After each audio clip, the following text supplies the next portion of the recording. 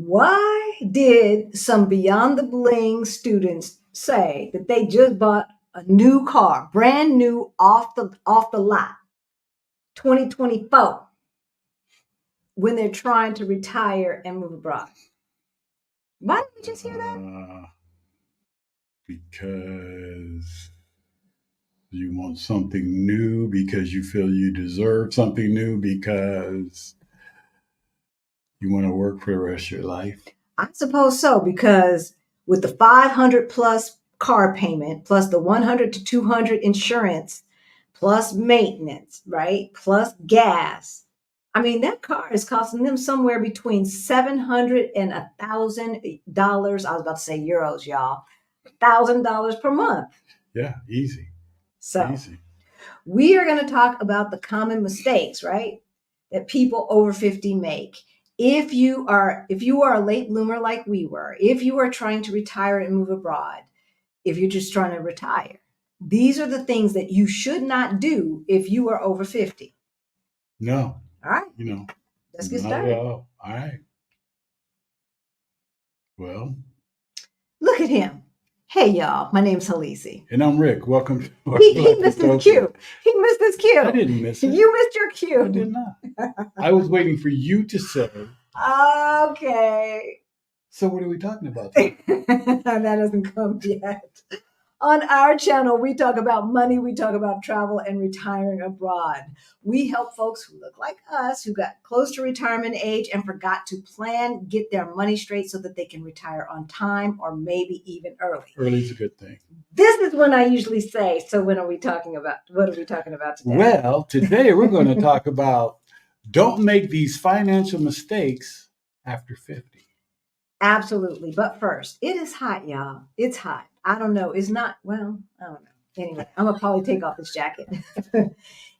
If you are new to our channel, then you might not know about 6 years ago, we started looking back, right? So if you watch some old videos, you'll hear 8 years ago, but really it was not 8 years ago, because my dad was living with us. Just say it long. No, because people have called us out on the comments on this. So no, Okay. we're gonna get it straight.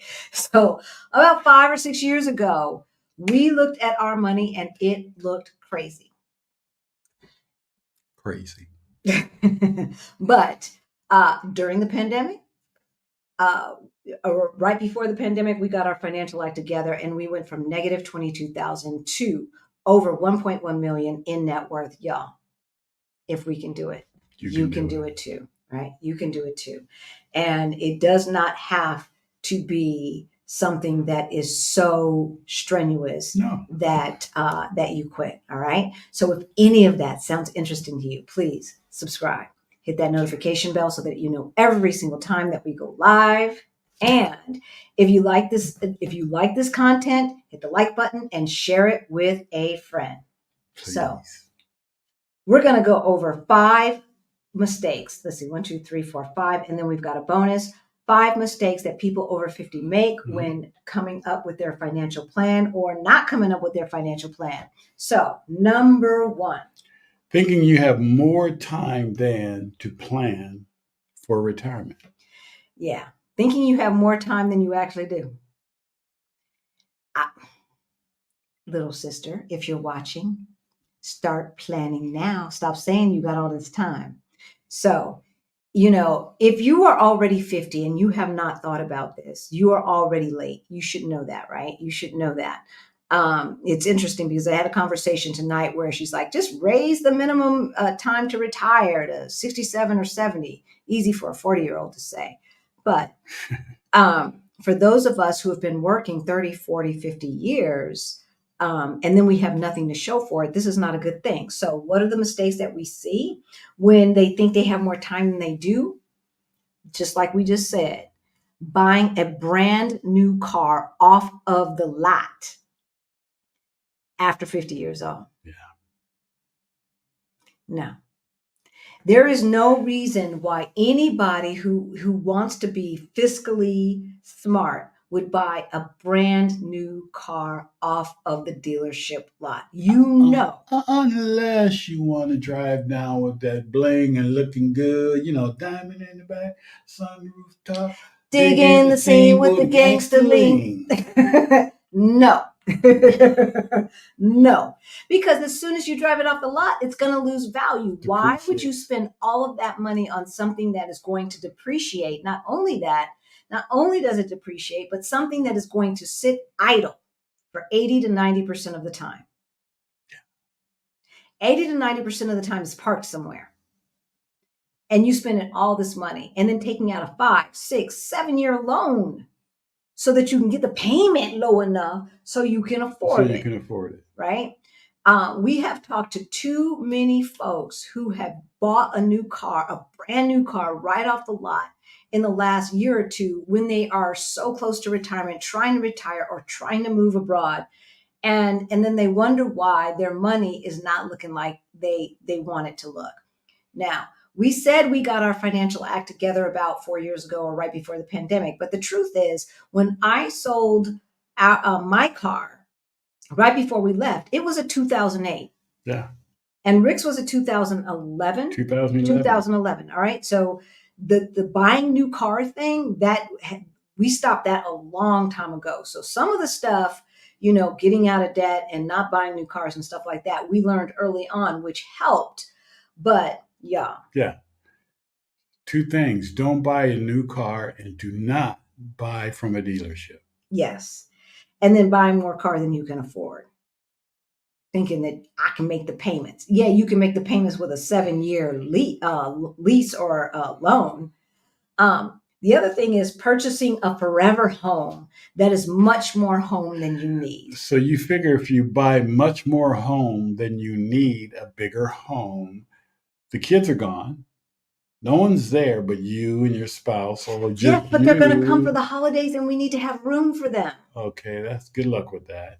Because, after certain ages, folks, tend to not come to see you as much as you would like them to, or it even gets to a point where you don't want them to come as much as you think you want them to.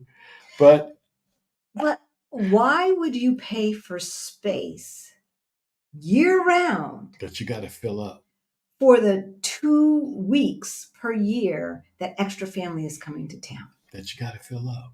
And you've got to fill it up with furniture, right?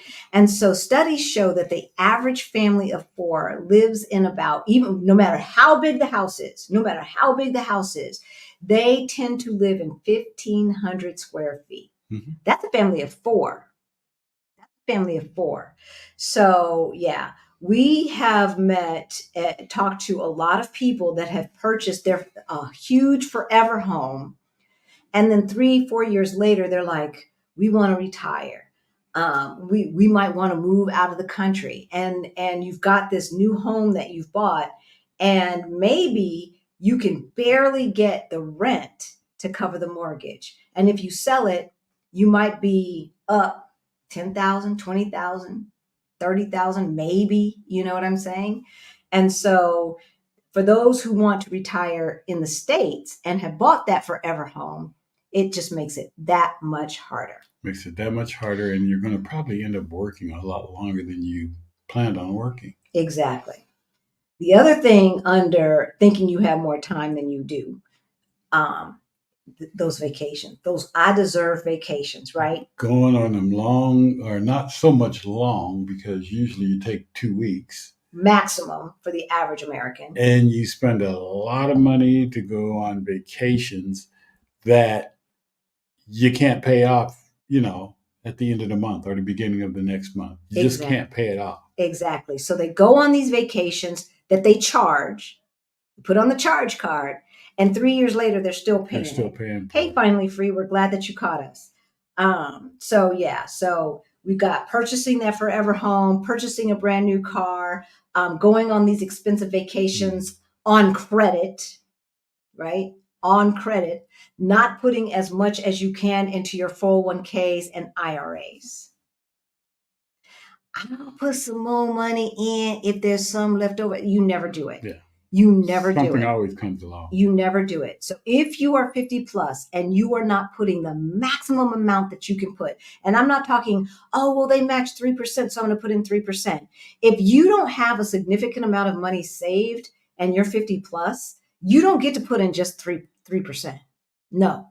Rick and I were saving 65% of our income, 65% of our income into 401ks solo, not including the extra money we were putting into a brokerage account or an IRA, just to make sure that we could catch up. So if you're 50 plus and you got started late, 3%, 6%, that ain't enough. That ain't enough, baby. That is not enough. No. And then what's the last thing for folks who think they got more time? Thinking that carrying uncollateralized debt is normal. What's uncollateralized debt? Credit card debt.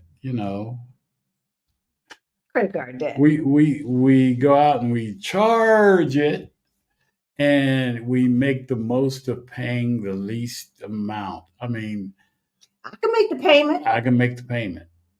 Payments are keeping you in debt. Yes. They don't want you to pay it off. They No. want you to make the minimum payment. Exactly. Credit cards want you to make the minimum payment. Exactly. So they can make sure that they get the most amount of money out of you. And so Rick and I pay our credit cards off 100% at the end of the month, every month. And folks who do that within the industry, we've heard that they call us deadbeats. Yeah. Deadbeats. True. All right. Number 2. True. Not coordinating retirement plans and financials. So for those couples out there. For couples. We're talking to you couples. Some of this stuff will apply to single folks as well, because we're talking about mistakes. But failing to align retirement dates and plans can disrupt your financial ability to retire. Right? And then if you don't plan together, then you don't know what the other one is thinking. And y'all, we see this so much. One of the things, we'll just keep going and then we'll tell our stories. All right. So the second one under coordinating retirement plans and financials is? Oh, you had that right there. Mm-hmm. Okay. This one right here, right? Mm-hmm. Okay. So talking to people who have all their finances separately, they have no idea that it's, what the families are, what they have, what they're spending, what they're prepared for in the future. So separate credit cards. I don't know. We've had separate credit cards. We've had separate credit cards, but but since I was the one who physically, went online to pay all of the bills, I always knew how much were on the credit card that were only in his name. Most of the credit cards are in both of our names. Except for when, there's some bonus points, like you get 65,000 travel points or something like that, then he will get a card and I will get a card. So we both have those 65,000 travel points.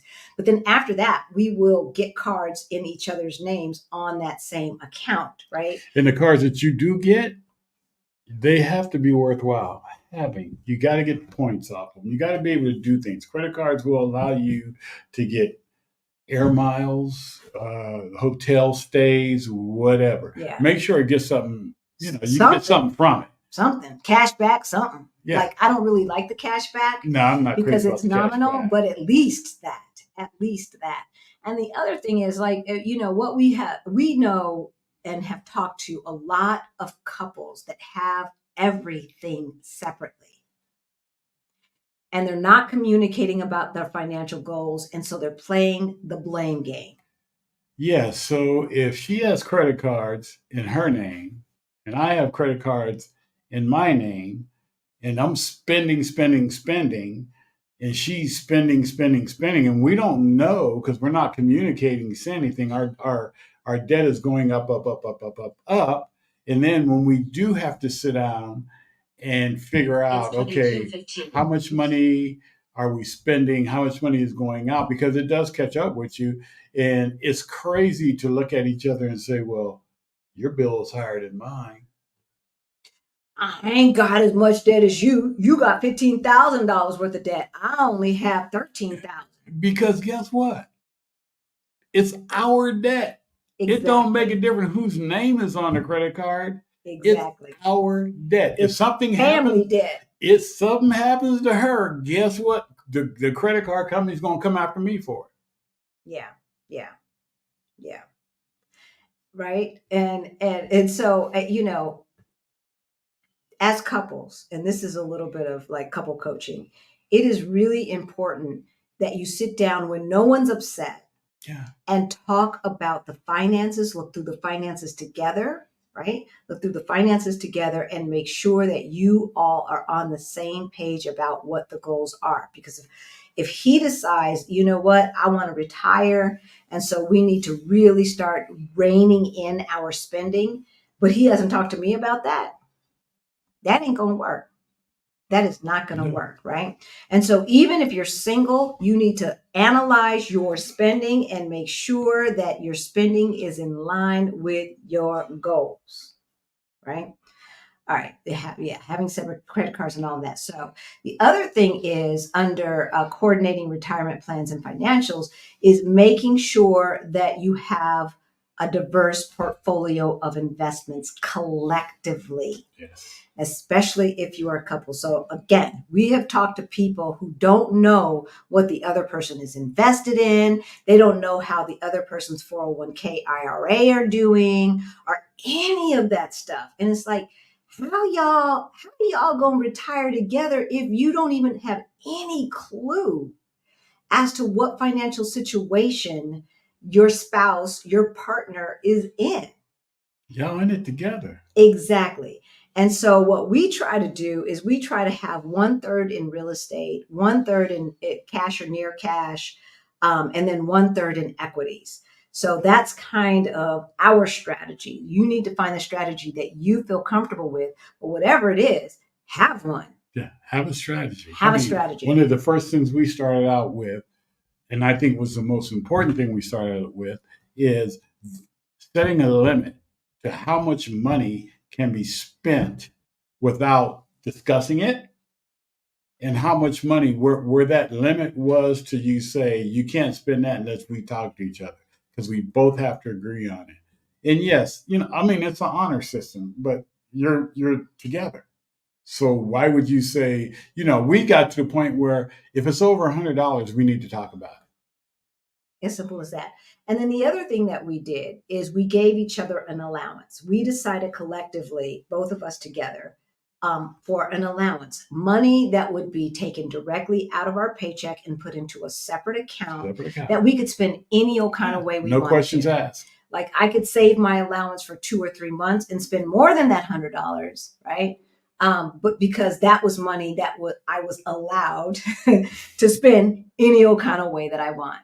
So that's the other thing that we did. The bulk of our money went into one account, and then we had allowances taken straight off of our paycheck that went into separate accounts. And so that's what we use. If he wanted to go to happy hour with the bros, that came out of his allowance, not the joint account. Yeah, if I wanted to buy her a birthday gift and it was going to be an expensive birthday gift, whatever, I knew I had to save for it. Exactly. All right. So number 1 was thinking you have more time than you do. Number 2 is not coordinating your retirement plans and your financials. Number 3 is allowing your ego to dictate your financial behaviors. You can't let your egos get in the way, because a lot of times we do. We go out and we buy that brand new car, that brand new beautiful car. Why? We want to impress somebody. We want, like we said, diamond in the back, sunroof top, digging the sink. You want to look good. I look good in this car. I remember, y'all, I had a Jag. I had a Range Rover. Right? I had all the stuff. Ain't had a pot to piss in. Because the most important thing to know is, don't nobody care. Nobody cares. Nobody cares. And all of the people that you think care, They ain't paying your bill. They ain't paying for it. They're not going to pay your rent or your mortgage, right? Like they're not going to pay your car note. They're not paying for any of that stuff. And yet, so when we say don't allow your ego to dictate your financial behaviors, what else does that mean? Like when you're starting late, when you need to make up time, when you are a late bloomer, as we were, you have to rethink what this stuff is going to look like, right? So, I know I've told people I've looked at their money, right? We've looked at their money and looked at how much they were bringing in and then what their expenses were. And we're like, you need to get a roommate. You need to get a roommate. You need to get some more. I ain't getting no. I'm too old for a roommate. Right. I don't need no roommate. Right. I'm uncomfortable with the, yeah. Right. I need at least 2,000 square feet for me to feel comfortable. Right. All of this is like, do you really? Do you really? Or is that your ego saying that this is what you need to feel good about whatever? Right. Yeah. I deserve these Jimmy Choo shoes or that Coach bag. I worked hard for this money.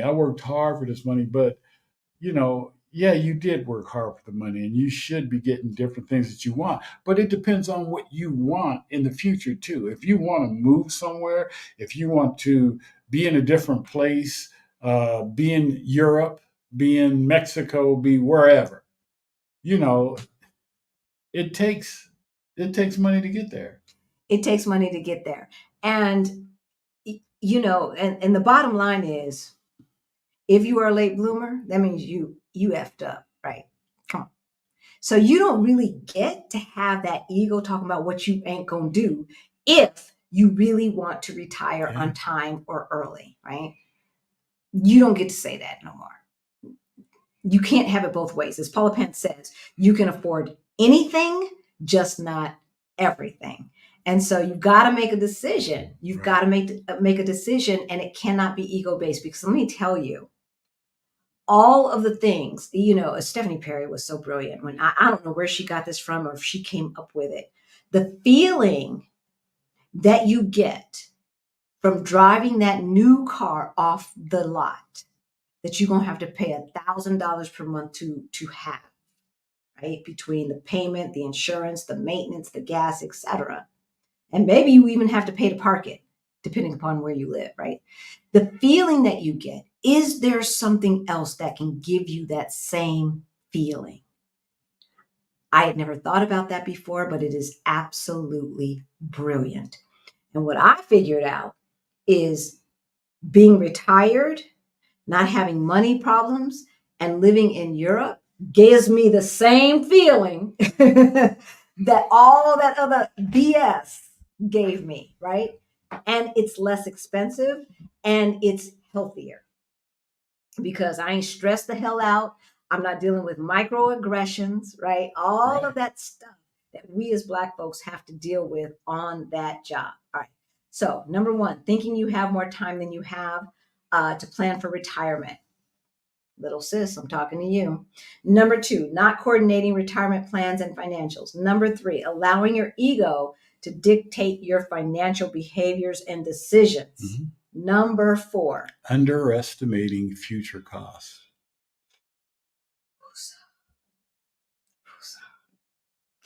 If you plan to stay in the United States, healthcare has to be at the top of your expense list when you're planning for your future costs, right? Mm-hmm. And you're trying to figure out how much you need to have in order to retire, because healthcare expenses can double.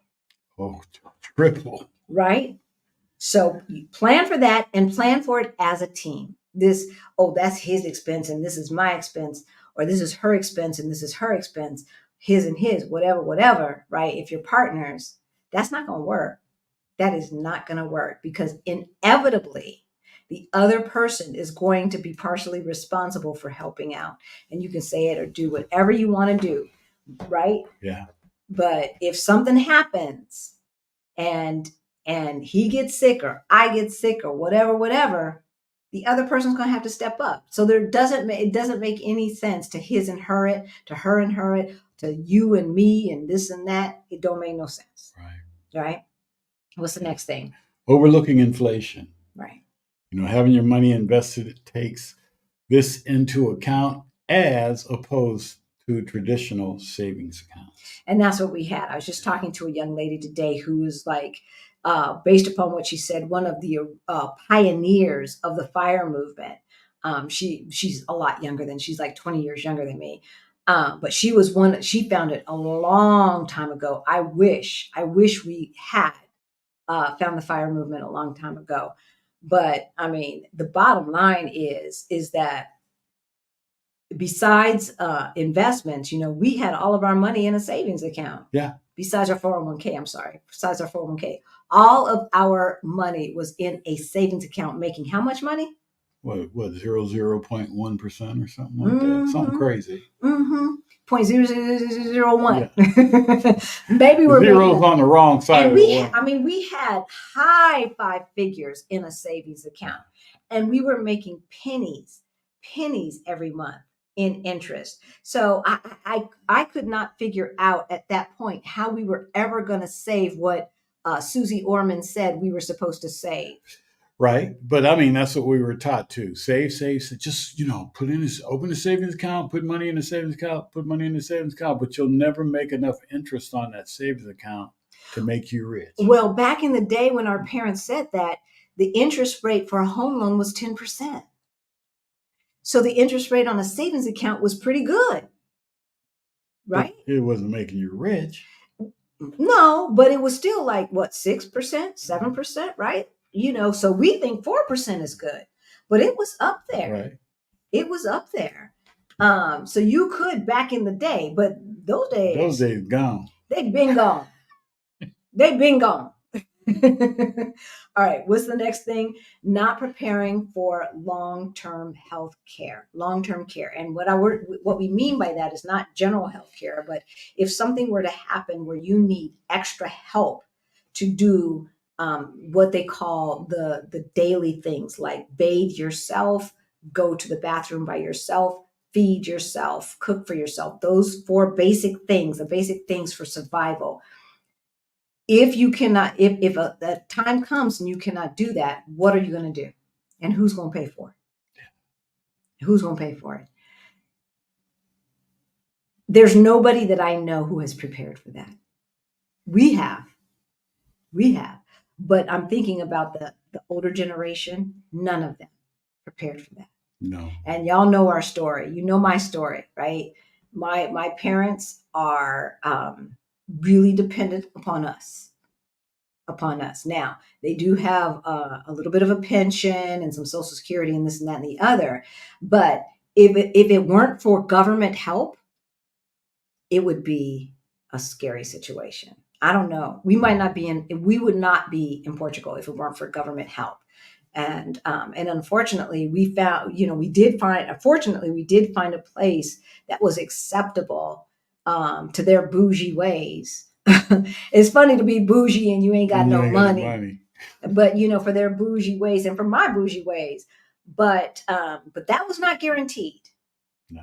That was not guaranteed. All right, what's the next one? Looking at current expenses and create a future budget. Right. So most people do not look at their current expenses. They have no idea where their money is going. And when I have these coaching calls, right? When we have these coaching calls, it's interesting because people will go, I'll say, okay, so what's your monthly expenses? I mean, you should at least know like the basics, right? Rent, the average utilities, right? Rent, average utilities, or mortgage or rent, average utilities, your average grocery bill, right? Your average your car note plus your insurance and all of that, like those basic things you should know off the top of your head. You should know your money that well. I was going to say, folks, financial planners are financial planners, but you should know more about your money than your financial planner knows about your money. How many times we've heard when the question is asked, we're told, oh, I have a financial planner. Okay, well, what do you have where, what's what, and nobody Mhm. knows. They don't know. I don't know. I can find out. It's like you should know that. You're giving someone else control of your money. Your money. Whose money? Your money. So at least know. I don't care if they friends. I don't care if they family. My aunt such and such referred this person. Know your money. Know how much money you got, what it's invested in, what it's doing, what it's not doing. Please. And how do you even know that that financial planner is doing a good job? How do you know? Like if you don't even know what they have invested you in, then that means you have not done the homework to know how to judge a good financial planner. So we're not 100% anti-financial planner. No, I was going to say I'm not knocking the financial planner. However, however, right? Like it's like when you hire someone. If you're a boss and you hire someone, you should be able to tell whether the person that you've hired is doing well at their job or not, right? Every boss can tell if every single one of the people that they have to supervise is good at their job. Why don't we do the same thing with the financial planner? You ain't gonna hand your keys to your brand new car to a stranger. Mm-hmm. Mm-hmm. I don't care if he or she says, I got license. I can drive. You ain't just gonna hand your keys over to them and say, "Oh, sure, just go on and take it." It's okay. Half the time, you don't even want your spouse to drive that car. But we will do that with our money. Yeah. We will do that with our money. Stop it. Do yourself a favor. Stop it.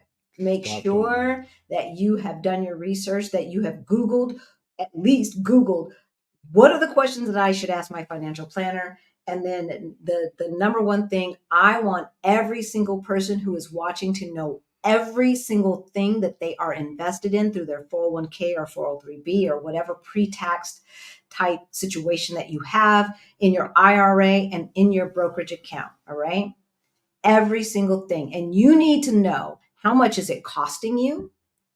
What the expense ratio is. Are there commissions, right? If you buy individual stock, there's usually not commissions, right, unless you have somebody else buy it for you, right, then you've got to pay for the privilege. But today with digital, like I was talking to Home Chick today, it's like this stuff didn't, I was about to say this shit. This stuff did not exist 30, 40 years ago. We did not have the opportunity as young folks to do that. No excuse. We know it now. Let's get with the program, right? Yeah. And you should know every single thing. You should know the expense ratio. You should know the P ratio. If you don't know what those things are, join Beyond the Bling, our financial course for late bloomers. Hey, your money, your baby. Your money is your baby. That's right.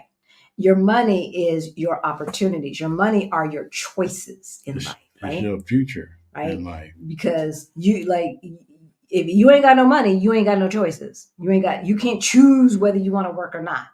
You can't choose where you want to live, right? Money equals choices. Yeah. Right? All right. So number 1 was thinking you have more time to plan than you do. Number 2 was.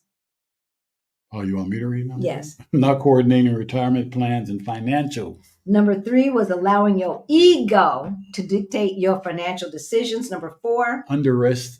Underestimating future costs. And number 5.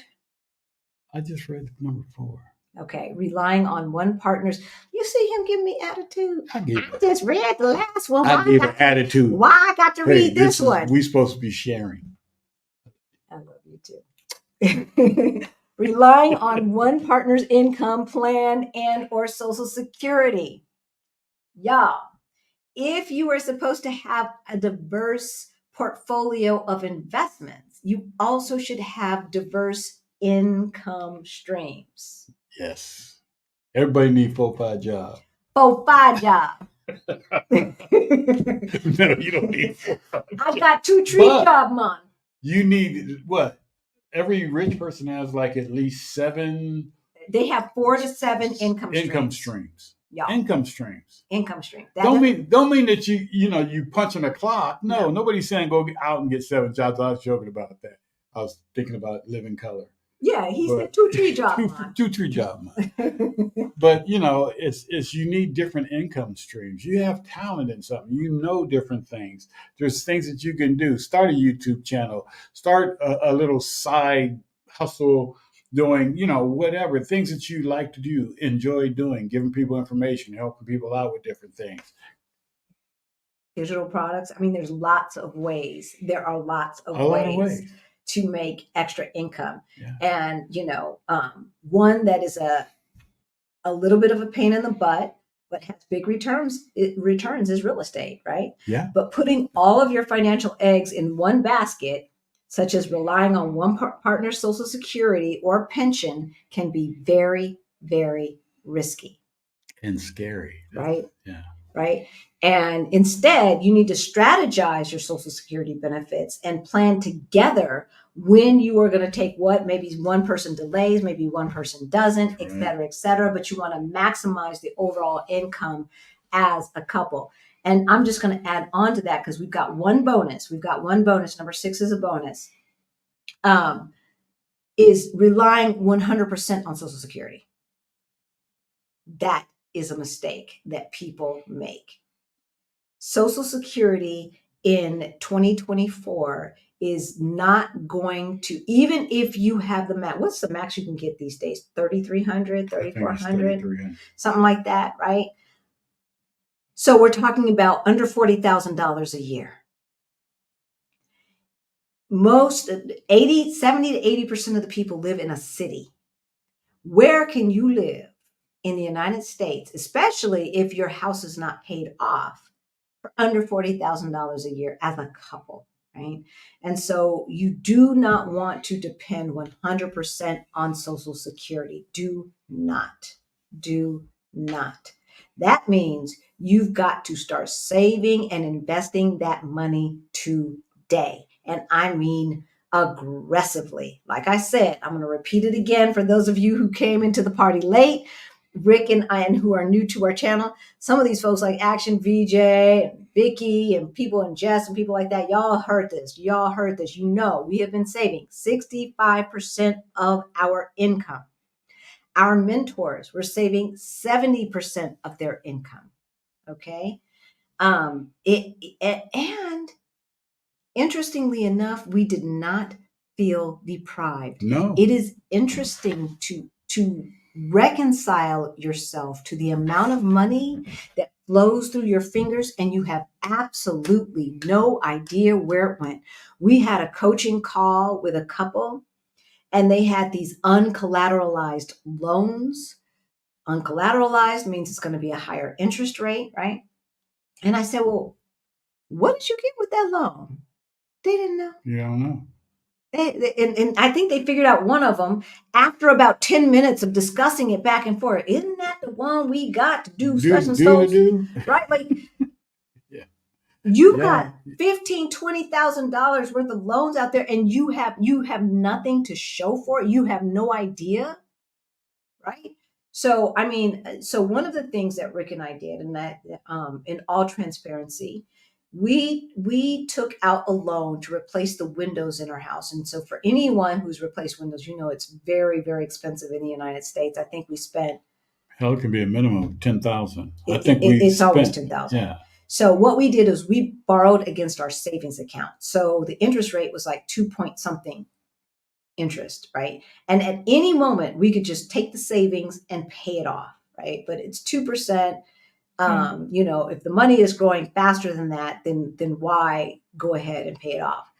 But at the very least, we could say, one, we were investing in something that is gaining in, it's an asset, right? It's an asset that is gaining in worth, right? Our house.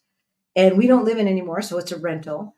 And it was taking down the costs. So it was taking down the cost of our energy because now we've got double pane windows instead of the old fashioned single pane windows in Denver, Colorado, where there's snow and then extreme heat. It's the high desert, y'all. So in the summertime, it's 100 plus. In the wintertime, it could be below 30. Yeah. And so you really do. We had triple pane in the bedrooms, triple pane windows. So we paid the extra money, but our the other thing is our energy costs went way down. Way down. They went way down. All right. That was a loan for an investment. In other words, borrow money to get rich. Don't borrow money to look rich. And the bonus, and then we're going to let you go. The bonus is not reviewing beneficiaries. So this is a bonus because this is something that you can do at any time. And as long as you do it before you die, you really don't have any ramifications, right? But you do want to review your bank accounts, your brokerage accounts, your 401k. If you've got life insurance, which we'll talk about that. If you've got life insurance, if you've got a trust, if you've got any of these things, you want to make sure that everything has a beneficiary and that it does not have to go through probate or anything else, right? To figure out who is going to get it, who is next in line. Just go ahead and do that right now. Now, the last thing we'll say is life insurance and estate plans. So we have all of our assets in a trust, and that's for legal reasons and for tax reasons. Mm-hmm. So we encourage you to do your research on trusts and see if this is something that would be good for you. As far as life insurance goes, we don't believe in life insurance. If you have little bitty kids, not grown kids, but little bitty kids, we can kind of understand a life insurance policy if you don't have the money saved yet, right? So if the life insurance policy is for $100,000, to me, once I have $100,000 in my brokerage account, I don't need the life insurance plan anymore. Why am I paying this person? And it's just for a term, right? Most life insurance plans are for a term. 10 years, 20 years, 30 years, if you die within that period. So if you've got babies, I would do a 20-year term life insurance, and that's it. Because once they're grown, right? But otherwise, think about it. It's just like those home warranties where you're paying this much money every month for a home warranty in case your water heater breaks, right, things like that. You really need to do an ROI, a return on investment analysis. How much are you paying per month, and how much is the average repair for what they cover?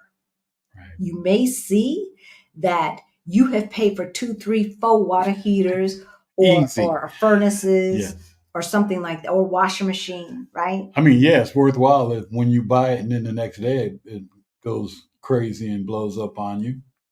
Well, yeah, but then you got the warranty from the store, right? It's still under No, I'm saying warranty. If you buy it. Yeah. Because you still have, you have the store warranty. But after the store warranty, sir, you buy it and then the next day you need it. Yeah, sure. Yeah. But y'all get where we coming from. Usually you have to be very lucky for that day. Exactly. Y'all get, because our dryer went bad. I want to say, I told somebody it was 2 weeks, but I think it was like a week after our warranty, our store warranty expired. Yes.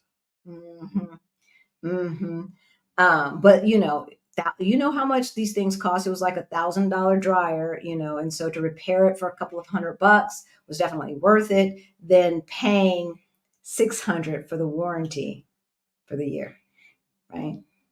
All right. So we're going to say this and let you go. Number 1 is thinking you have more time to plan than you really do.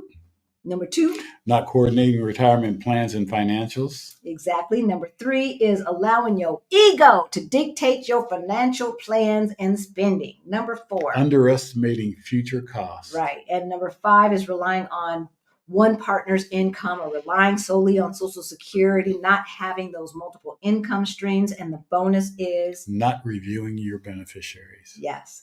So we thank you. Hopefully this was helpful.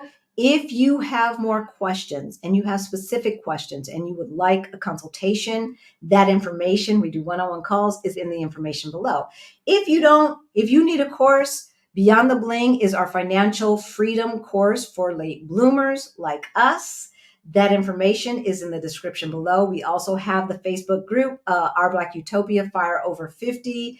And of course, the Move to Portugal Virtual Summit is coming in November. Yeah. So this Sunday, we are going to talk all things Portugal, and we will see you then. All right, y'all. Bye.